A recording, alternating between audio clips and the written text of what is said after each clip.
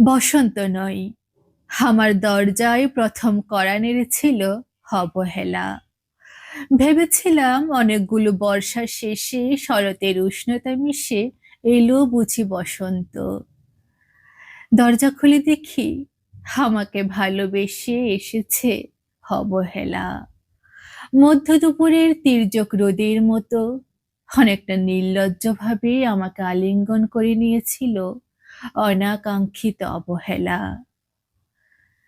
আমি চারপাশে তাকিয়ে দেখেছিলাম আমার দিন দশায় কারো করুণা বা আরতি পেখম ছড়িয়ে আছে কিনা।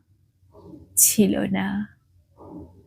বৃষ্টিহীন জনপদে খড়খড়ে রোদ যেমন দস্যুর মতো অদমনীয়, তেমনি অবহেলাও আমাকে আঁকড়ে রেখেছিল নির্মোহ নিঃসংকোচিত।